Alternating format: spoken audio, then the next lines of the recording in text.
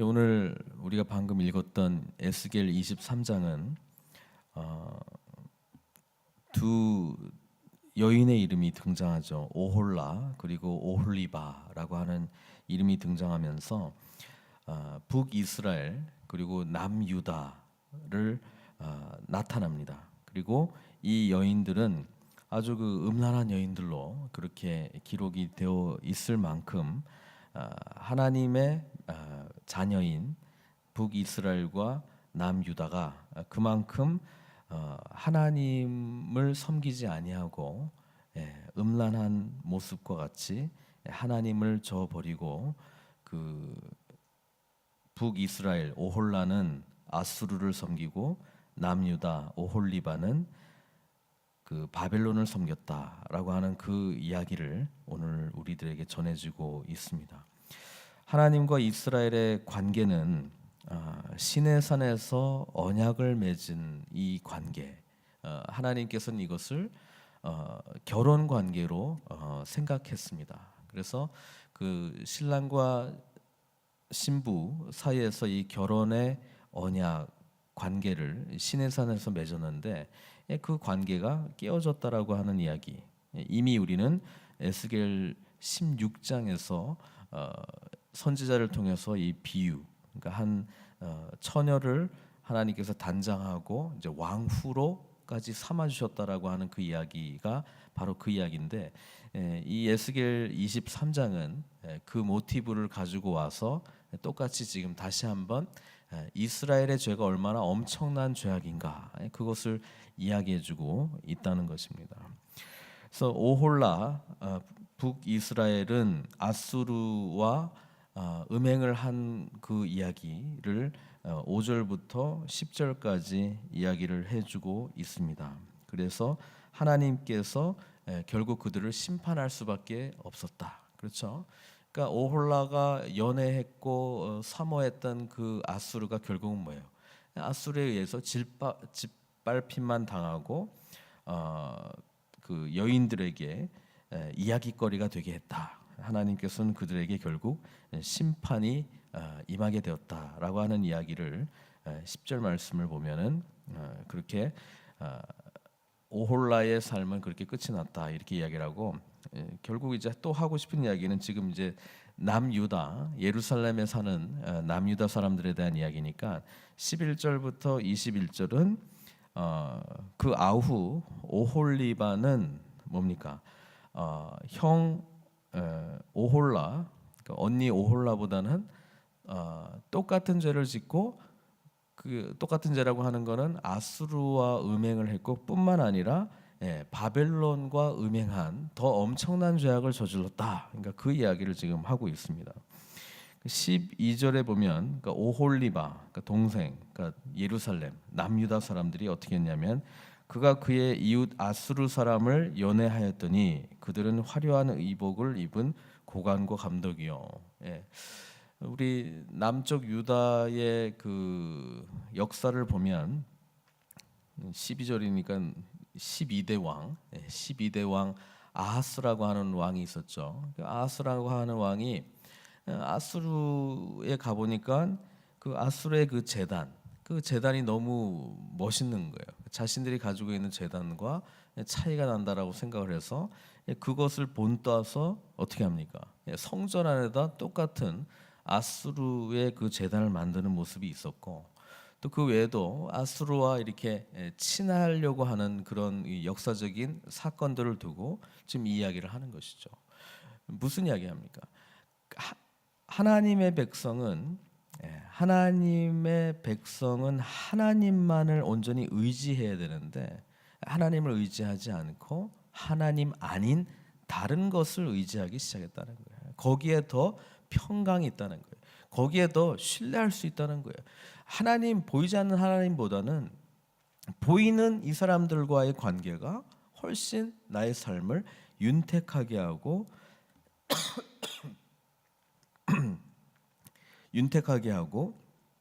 부요하게 할 수 있다라고 하는 생각을 갖고 있었다는 것이죠. 이것을 우리 하나님께서는 행음이다, 간음이다 그렇게 표현하고 있습니다. 그리고 14절부터 마지막 절까지는 아수르와 행음하는 거는 그 언니 오홀라가 했던 그 행운과 같은 건데, 뒤에는 뭐예요? 또 아수르 사람도 모자라서 이제는 갈대아 사람들에게 연애하고 또 그들과 행음하는 모습이 이 오홀리바에게도 임했다라고 하는 것입니다. 그래서 하나님께서 어떻게 합니까? 내일 살펴보게 될 건데요. 23장 마지막 부분은 결국 이들은 심판받아 마땅한 사람들이다. 그러니까 그 심판에 대한 정당성을 이야기를 해주고 있습니다. 우리가 그 성경을 보면 하나님 아닌 다른 것을 더 신뢰하는 것에 대해서 이렇게 음행으로 그렇게 묘사된 부분들이 많이 있습니다. 특히 에스겔서 23장은 굉장히 완곡어법을 썼긴 했지만은 굉장히 그 적나라한 표현을 지금 쓰고 있는 겁니다. 또 다른 곳에 또 이런 표현들이 나오게 될 겁니다만은 그만큼 하나님께서는 뭐예요? 이스라엘 백성들과 자신의 관계가 너무 더럽혀졌다는 거예요. 하나님 보시기엔 너무 지금 깨졌다는 거예요. 더 이상 되돌릴 수 없을 만큼 지금 상해버렸다는 것이죠. 그래서 이것을 하나님께서 바라보시고 직시하시고 얼마나 분노하셨으며 또 얼마나 또 한편으로는 안타까워했습니까? 하나님의 이 분노와 안타까움, 그거를 너무나도 잘 표현한 선지자가 있죠. 그게 바로 호세아 선지자입니다. 호세아 선지자는 자신의 삶 자체가 아주 음란한 여인을 택하고 그 여인과 살면서 그 음란한 여인이 행하는 그 모습을 보면서 뭐예요? 하나님의 마음을 깨닫기를 원했다는 것이죠. 그래서 신약으로 우리가 넘어오게 되면은요, 하나님께서는 이 관계를 다시 회복시켜 주시는데, 그래서 우리 요한복음에 보면은 예수님께서 오셔서 첫 번째 기적을 베푸신 곳이 어디서 행합니까? 바로 결혼식장에서 하시는 거예요. 왜? 이 관계가 깨져버렸기 때문에 예수님 이제 계시록에서는 신랑 되신 우리 주님이시잖아요. 그분이 오셔가지고 다시 슬픔이 아니고 기쁨의 그 포도주를 우리에게 주면서 참된 기쁨으로써 우리를 다시 회복시켜 주시는 분이 예수님으로 오시는 거예요. 그리고 계시록에 가게 되면은 이 주님께서 우리의 신랑이시고 우리 주님의 몸된 교회는 뭐가 됩니까? 순결한 신부가 되는 거예요. 바로 그 길을 회복시켜 주시기 위해서 우리 주님께서 오셨다라고 하는 것입니다. 그래서 오늘 우리 에스겔 23장을 통해서 우리는 철저하게 우리가 하나님과의 관계 속에서 정말 하나님 아닌 다른 것을 정말 신뢰하고 의지하고 있는 것이 있는지 그것을 늘 우리는 살펴봐야 됩니다. 왜냐하면 있다면은 그것은 바로 오늘 23장에서 말하고 있는 이 음행의 길을 향해서 우리가 나아가고 있다는 것이죠. 계시록에서도 역시 음녀가 이제 등장하게 되는데요. 하나님을 향해서 갈 것이냐, 아니면 하나님 아닌 다른 것, 하나님 아닌 다른 것을 내 마음에, 내 삶의 주인으로 대체하면서 갈 것이냐. 결국 우리 신앙생활이라는 것은 그 양자 중에서 어떤 길을 택할 것인가, 바로 그것입니다. 하나님은 우리가 주님, 그리스도를 참된 신랑으로 여기고 다시 뭐예요? 깨어졌던 그 혼인 서약, 언약의 관계가 다시 회복되기를 원하고 있다는 것이죠.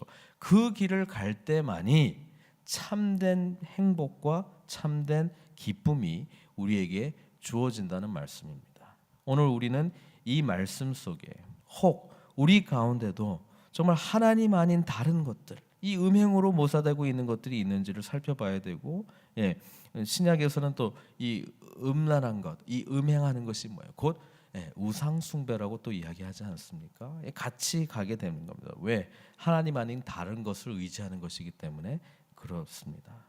오늘 우리는 예수 그리스도의 회복의 역사는 결국 이 음란함으로, 이 음행으로 묘사되었던 이것을 정반대의 것, 그것은 신랑 되신 주님과의 다시 순결한 관계로 순결한 신부로서 우리를 불러주신 그 은혜라고 하는 것입니다.